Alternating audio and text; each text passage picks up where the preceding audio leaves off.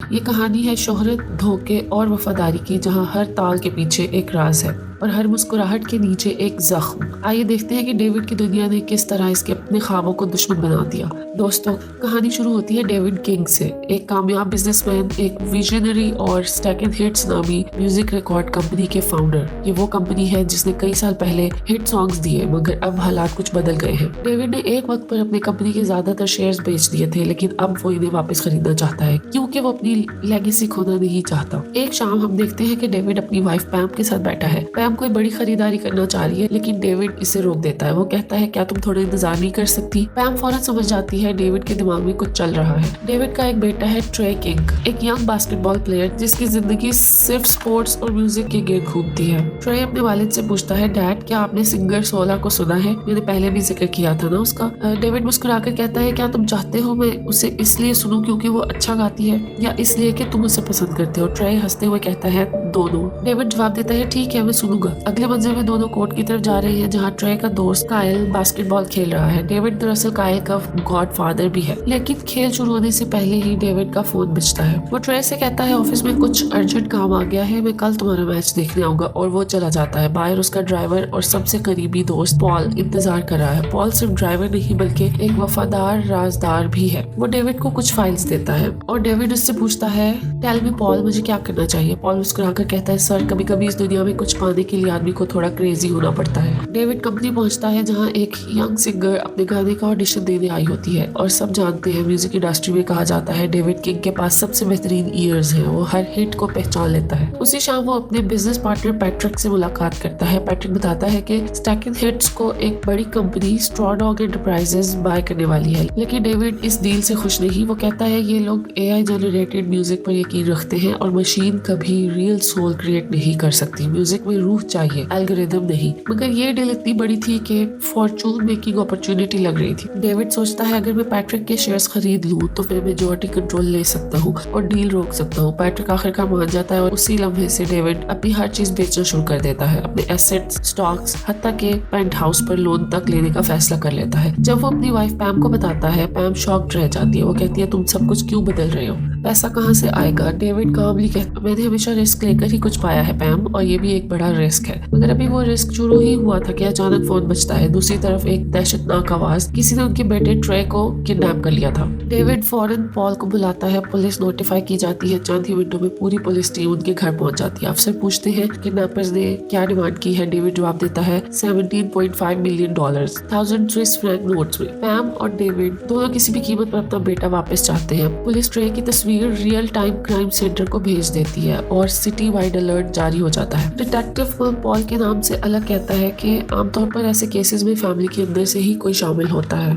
David फौरन कहता है, इम्पॉसिबल, मेरे घर में कोई ऐसा नहीं कर सकता। इसी दौरान पुलिस ट्रे की बास्केटबॉल कोच रिक फॉक्स से पूछताछ करती है। कोच कहता है, मैंने उसे लिम्पिंग करते देखा था। मैंने कहा कि एंकल पर आइस लगाओ। मुझे लगा वो लंच के लिए गया होगा, लेकिन जैसे ही ट्रे के किडनैपिंग की खबर मीडिया तक पहुंची, पुलिस शक करने लगी कि शायद पॉल और उसका बेटा कायल किसी तरह इसमें मुलविस है। पॉल परेशान होकर डेविड के पास आता है। मैंने शहर में पूछा, लोगों से सुना, किसी ने कुछ सड़कों पर तो नहीं देखा। डेविड उसे वार्न करता है, बी केयरफुल पॉल, कोई बेवकूफी मत करना। पॉल कहता है, सर मैं वही करूंगा जो आप कहेंगे। ट्रे मेरे लिए भी बेटे जैसा है। और फिर अचानक एक खुशखबरी आती है, पुलिस ने ट्रे को ढूंढ लिया है। सब खुशी से झूम उठते हैं। पुलिस ट्रे को घर वापस ले आती है, लेकिन पॉल फौरन चीख उठता है, मेरा बेटा कायल कहाँ है? तब डिटेक्टिव शॉकिंग ट्रूथ बताते हैं कि किडनैपर ने ट्रे को नहीं बल्कि कायल को उठा लिया, क्योंकि कायल ने ट्रे का हेडबैंड पहना हुआ था और अगवाकारों ने गलती से उसे ट्रे समझ लिया। पॉल गुस्से में फट पड़ता है। ट्रे वजाहत करता है, लंच के वक्त मैं पिज्जा लेने गया था, कायल को श्रेडेड चीज चाहिए था, हमने कहा बाद में मिलते हैं, मगर वो वापस नहीं आया। डेविड बेटे को तसल्ली देता है, अब बस इनफ क्वेश्चंस। पॉल की वाइफ रोते हुए डेविड से कहती है, आप कायल के लिए रैंसम देंगे ना प्लीज? अचानक फोन फिर बजता है। डेविड कॉल उठाता है। दूसरी तरफ किडनैपर है। डेविड कहता है, तुम जानते हो तुमने गलत लड़के को उठाया है, राइट? किडनैपर सर्द लहजे में कहता है, यस आई नो। डेविड सख्ती से बोलता है, फिर तुम मुझसे एक्सपेक्ट नहीं कर सकते कि मैं तुम्हें 17.5 मिलियन किसी और के बच्चे के लिए दे दूं।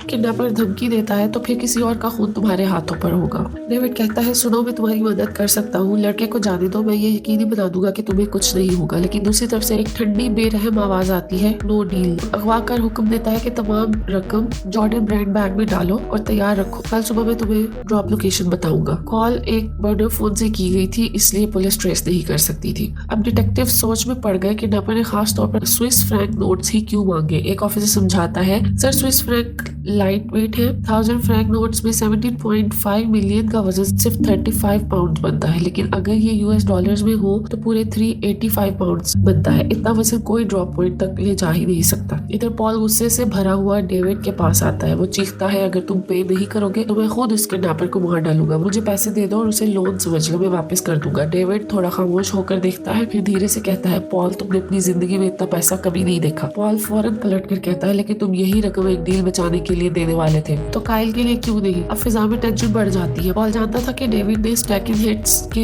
शेयर्स वापस खरीदने के लिए अपनी वेल्थ जमा की थी। डेविड स्नैपिंग टोन में कहता है, अगर तुम मेरे पैसों का हिसाब लगा रहे हो ना तो पूरा हिसाब लगाओ। क्या तुम जानते हो कितने लोग मुझ पर डिपेंड करते हैं, कितने लोगों की जिंदगी में मैं पे करता हूँ। सच ये था, अगर डेविड वो रैंसम देता है तो वो अपनी कंपनी, अपना ख्वाब, सब कुछ खो देगा, और अगर वो नहीं देता तो पॉल अपने बेटे को खो देगा। एक तरफ बिजनेस लेगेसी, दूसरी तरफ एक बाप का बेटा। उसी लम्हे डेविड का पार्टनर पैट्रिक आता है। डेविड सब कुछ बता देता है। पैट्रिक कहता है, लिसन डेविड, अगर तुम रैंसम नहीं दोगे तो लोग यही कहेंगे कि तुमने एक बच्चे को मरने दिया सिर्फ अपनी कंपनी बचाने के लिए। सोशल मीडिया तुम्हें कैंसिल कर देगा, तुम्हारा करियर खत्म हो जाएगा। डेविड धीरे से सर हिलाता है, मैं जानता हूँ पैट्रिक, लेकिन तुम ये भी जानते हो कल तक कोई नया हेडलाइन आ जाएगा, दुनिया भूल जाती है। डेविड की आवाज काम थी मगर दिल अंदर से टूट रहा था। रात को वो पैम के साथ बैठता है और सॉफ्टली कहता है, अगर मैं रैंसम नहीं देता तो लोग हमें विलन बना देंगे, अगर देता हूँ तो मैं सब कुछ खो दूंगा। दूसरी तरफ ट्रे अपने फोन पर सोशल मीडिया स्क्रॉल कर रहा था। इसके इनबॉक्स में हेटफुल डीएम्स आ रहे थे, ये कायल नहीं तुम्हें होना चाहिए था। डेविड उसके कमरे में आता है, वो माजरत करता है, बेटा मैं तुम्हारी गेम नहीं देख सका, सॉरी, मैं जो कुछ करता हूँ तुम्हारे लिए करता हूँ। ट्रे उसकी आंखों में देखता है, रियली डैड, अगर सब कुछ हमारे लिए है तो कायल के लिए रैंसम देना क्यों गलत है, पॉल के लिए क्या। डेविड कहता है, ये इतना सिंपल नहीं। ट्रे चीख कर कहता है, सिंपल है, अगर आप पे नहीं करोगे तो मीडिया हमें डिस्ट्रॉय कर देगा, स्कूल में सब कहेंगे ट्रे किंग के दोस्त की मौत इसकी वजह से हुई। उसकी आवाज टूटती है, आंखों में आंसू, डैड मैं स्कूल कैसे जाऊंगा, किस तरह प्रिटेंड करूंगा कि सब नॉर्मल है। डेविड आहिस्ता से कहता है, आई डोंट नो। ट्रे चीखता है, पता है आपको, बस 17 मिलियन पे कर दो। डेविड के गुस्से का पैमाना लबरेज हो जाता है, तुम मुझसे मेरे घर में इस टोन में बात मत करो, इस घर में सिर्फ एक बॉस है और वो मैं हूँ। वो स्टॉर्म की तरह कमरे से निकल जाता है और पीछे से ट्रे चिल्लाता है, डेविड किंग बिजनेस में बेहतरीन ईयर्स रखने वाला आदमी, लेकिन सबसे ज्यादा कोल्ड हार्टेड बाप। ये जुमला डेविड के दिल को काट देता है। रात को अकेला बैठा वो फाइनली टूट जाता है, इसकी आंखों से आंसू बहने लगते हैं। उसी वक्त डिटेक्टिव पॉल कमरे में दाखिल होता है। वो काम मगर सख्त लहजे में कहता है, मिस्टर किंग, कल जब किडनैपर कॉल करेगा क्या आप रैंसम देने वाले हैं? हमें सिर्फ इतना चाहिए कि उसे ट्रैक कर सके। डेविड खामोश रहता है, कोई जवाब नहीं देता। अगले लम्हे वो सीधा पॉल के घर पहुंचता है। पैम और ट्रे भी साथ होते हैं। ट्रे खुद आगे बढ़ता है और कहता है, हम रैंसम पे करेंगे। पॉल भाग कर आता है, डेविड को गले लगा लेता है, आंसू से उसकी आंखें भीग जाती है। Thank you brother. पुलिस फौरन अलर्ट हो जाती है। डिटेक्टिव कहता है, हम कायल को भी वापस लाएंगे और रकम को भी महफूज रखेंगे। पॉल के लिए अब सिर्फ दुआ बाकी थी, दुआ और उम्मीद। इस सीन में हम देखते हैं कि कायल एक बाथरूम टब में बंधा हुआ है, उसके मुंह पे पट्टी बंधी है और पस मंजर में एक फेंट सा गाना चल रहा है, 16 का वही सॉन्ग जो ट्रे ने पहले जिक्र किया था। अगली सुबह डेविड बैंक जाता है, वो स्विस फ्रैंक नोट्स विथड्रॉ करता है। किडनैपर दोबारा कॉल करता है, कैश बैग तैयार रखो, ट्रेन में सवार हो जाओ, मजीद हिदायत तुम्हें रास्ते में मिलेगी, और हाँ पैम का ब्रेसलेट भी साथ ले आओ। डेविड हैरान रह गया, what, I am giving you the money already, the bracelet was my 15th anniversary gift, मैं वो नहीं दे सकता। किडनैपर का लहजा सख्त हो जाता है, नो ब्रेसलेट नो बॉय। पैम खामोशी से ब्रेसलेट उतारती है और मेज पर रख देती है। पुलिस सीक्रेट प्लान तैयार करती है, कैश बैग के अंदर ट्रैकिंग डिवाइस फिट कर दिया जाता है। इनका मकसद ड्रॉप के फौरन बाद कायल और रकम दोनों को रिकवर करना है। हर स्टेशन पर ऑफिसर्स तैनात किए जाते हैं। 2 डिटेक्टिव्स डेविड के साथ सफर करते हैं, हर एक अलग कोच में होता है। डेविड कैप पहनकर अपना चेहरा छुपाता है। ट्रेन रश से भरी हुई है क्योंकि आज बास्केटबॉल गेम डे है। फैंस खुशी से नारे लगा रहे हैं, सेल्फीज खींच रहे हैं। ऊपर की सड़क पर नेशनल पेट्रो रिकन डे परेड हो रही है। हजारों लोग झूमते नाचते जश्न मनाते नजर आ रहे हैं। कैमरा क्राउड में जूम करता है और हम देखते हैं कि एंथनी रैमस और रोजी पेरेज भी इनमें शामिल हैं। दिल रोशनी से भरा है लेकिन एक बाप के दिल में सिर्फ अंधेरा है। डेविड को किडनैपर की एक और कॉल वसूल हुई। आवाज आती है, अब तुम सबवे कार्स के दरमियान मुंतकिल हो जाओ, जब मैं कहूँ बैग छोड़ देना। डेविड का लहजा सख्त हो गया, नहीं, जब तक मैं कायल को अपनी आंखों से नहीं देख लेता कुछ नहीं होगा। अचानक किसी ने ट्रेन के अंदर से इमरजेंसी चेन खींच दी। ट्रेन झटके से रुक गई। बैलेंस बिगड़ने से डेविड का हाथ छूटा और बैग नीचे गिर गया। नीचे की जानिब से एक किडनैपर ने झपटा मारा, बैग बैग उठाया और भीड़ में गायब हो गया। चंद लम्हों बाद केओस के बीच परेड के हजूम में कायल को छोड़ दिया गया। वो बेहोश सा, खौफजदा और गुमसुम बैठा था।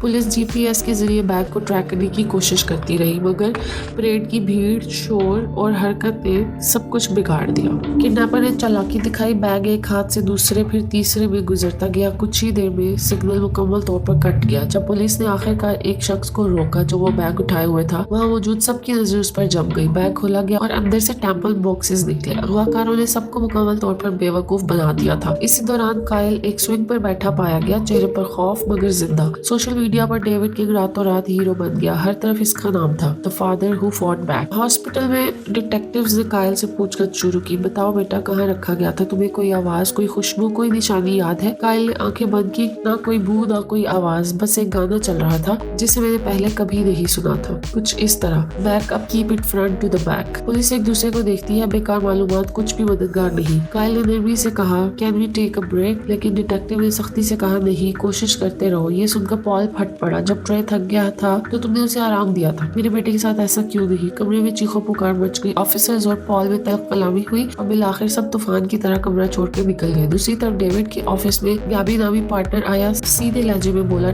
डेविड, तुम्हारे पार्टनर्स तुम्हारे काम की तारीफ करते हैं, लेकिन कॉन्ट्रैक्ट साफ था। ये रकम स्टैक एंड हिट्स के शेयर्स वापस लेने के लिए थी, ना कि रैंसम के लिए। अब डील खत्म। डेविड ने रिक्वेस्ट की, मैं पैसे वापस कर दूंगा, सूद समेत। गैबी का लहजा सख्त हो गया और उसने कहा, ये कॉन्ट्रैक्ट ब्रीच है। फ्रॉड के जुर्म में तुम्हें जेल भेजा जा सकता है। इन्वेस्टर्स ने वाज़ेह कहा, इनका पैसा सिर्फ एक मकसद के लिए था कि स्टैक एंड हिट्स के शेयर्स वापस लिए जाएं, और अब वो चाहते थे कि सारी रकम 2 हफ्तों में वापस दो, वरना डेविड का पेंट हाउस, यहाँ तक कि इसकी आर्ट कलेक्शन और घर भी जब्त कर लिए जाएंगे। कुछ देर बाद पैट्रिक और एलेक्स उससे मिलने आए। डेविड ने कहा, let's just sell stack and hits, आगे बढ़ते हैं, ट्रे डॉग एंटरप्राइजेस से डील कर लेते हैं। एलेक्स ने हाथ उठा दिया, नहीं, जो कुछ तुम्हारे साथ हुआ उसके बाद कंपनी की पब्लिसिटी बढ़ गई है, सेल्स आसमान को छू रही है, हम स्टैक एंड हिट्स अब नहीं बेच रहे। डेविड का दिल बैठ गया। वो बुरी तरह फंस चुका था, ना बेच सकता था, ना पैसे वापस कर सकता था। रात को वो सड़कों पर चलता रहा, हेडफोन्स लगाए हुए थे, और तभी इसके कानों में वही धुन गूंजी, वही गाना जो कायल ने बयान किया था। डेविड ठिठक गया। वो दौड़ा सीधा कायल के पास। यही था ना वो गाना? कायल ने चौंक कर कहा, हाँ, सिंगर का नाम यंग फैलन था। डेविड के चेहरे पर रंग उड़ गई। ये आवाज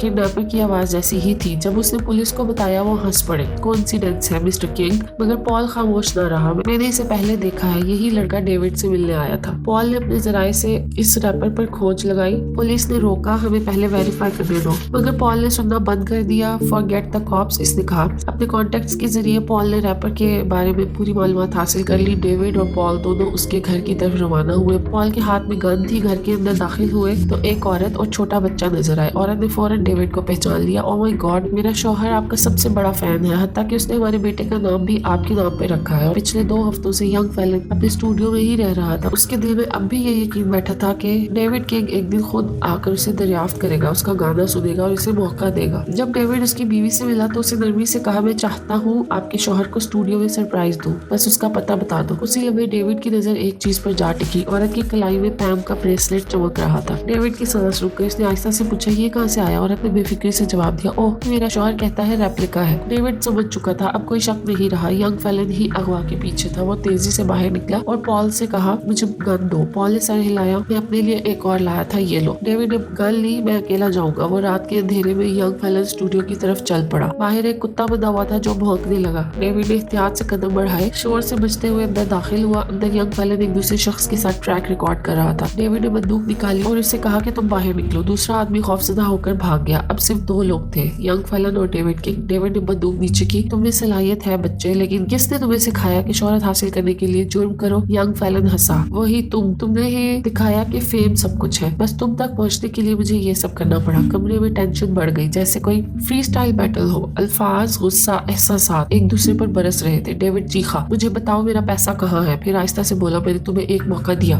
तुम्हारी बीवी से मिला, तुम्हारे बेटे का नाम मेरे नाम पर रखा गया, अब ये सब क्यों? यंग फैलन की आंखें भर आई। तुम्हें मालूम नहीं मैंने कितने साल ख्वाब देखा कि एक दिन तुम्हारे सामने गाऊंगा, मगर तुम कभी ना आए, तो मैंने खुद को तुम्हारी दुनिया में दाखिल कर लिया, किसी भी कीमत पर। डेविड ने धीरे से कहा, कहा, ये रास्ता गलत था बेटे। इसी लम्हे यंग फेलन ने ट्रिगर दबाया, गोली चलाई। डेविड बच गया मगर शॉक में आ गया। यंग फेलन भागा, डेविड ने पीछा किया। बाहर पॉल अपनी गाड़ी में था। यंग फेलन ने इस पर भी फायर किया। शीशा टूटा और एक किरची पॉल की आंख में जा लगी। दर्द के बावजूद पॉल चीखा, go David, go after him. David दौड़ता हुआ सबवे स्टेशन तक पहुंचा। यंग फेलन भागते हुए एक सबवे कार में चढ़ गया। डेविड ने उसका पीछा किया और वो भी सबवे कार में दाखिल हो गया। उससे देखा कि यंग फेलन एकदम से गायब हो गया है। फिर बाद में दिखाया जाता है कि यंग फेलन छत पर चढ़ा हुआ है। डेविड उसको ढूंढने की कोशिश करता है। फिर यंग फेलन एकदम से उसके ऊपर जंप कर देता है और दोनों में हाथापाई शुरू हो जाती है। सबवे शोर मचाती दौड़ रही थी और दोनों की जिंदगी और मौत की लड़ाई जारी। आखिरकार पुलिस ने यंग फेलन के घर पर छापा मारा। उसके बिस्तर के नीचे रैंसम मनी बरामद हुई। कुछ दिन बाद डेविड अपनी फैमिली के साथ पॉल से हॉस्पिटल में मिला, जो अपनी आंख के इलाज से गुजर रहा था। डेविड ने नरमी से कहा, वापस आओ पॉल, मेरे साथ दोबारा काम करो। पॉल ने कमजोर मुस्कुराहट के साथ कहा, respectfully David, not this time. अब स्टैक इन हिट्स चार्ट्स पर नंबर 1 था, मगर डेविड के अंदर एक खला बाकी था। कुछ दिन बाद यंग फेलन को अदालत में पेश किया गया। बाहर उसके हामी फ्री यंग फेलन के नारे लगा रहे थे। अंदर उसने अपने तमाम जुराइम का एतराफ कर लिया। कोई ट्रायल नहीं हुआ, मगर ले जाने से पहले उसने एक आखिरी ख्वाहिश की, मुझे डेविड से मिलने दो। डेविड आया। यंग फेलन ने मुस्कुराकर कहा, देखो आज हर रिकॉर्ड कंपनी मुझे चाहती है, मैं टॉप पर हूँ, लेकिन मैं चाहता हूँ कि तुम मुझे साइन करो ताकि तुम्हें भी फायदा हो। डेविड ने आंखों में देखकर कहा, नहीं, मैं स्टैक इन हिट्स छोड़ रहा हूँ। अब मैं अपना लेबल बनाऊंगा जहाँ हर फैसला मेरा होगा और हर टैलेंट को सही मौका मिलेगा। यंग फेलन हैरान रह गया, इतने पैसे, इतनी फेम छोड़कर जा रहे हो? मैंने तो तुम्हें दोबारा जिंदा किया है। डेविड ने धीरे से कहा, नहीं, तुमने मुझे याद दिलाया है कि फेम इंसान को नहीं बचाता, ज़मीर बचाता है। कुछ दिन बाद डेविड ने एक नया गाना सुना था। ट्रे ने पहले जिक्र किया था एक नौजवान गुलकार सोला का। सोला की आवाज में रूह थी, दर्द था, जिंदगी का एहसास था। डेविड ने आहिस्ता से पूछा, गाने का नाम? जवाब मिला, द लीस्ट टू। डेविड मुस्कुराया,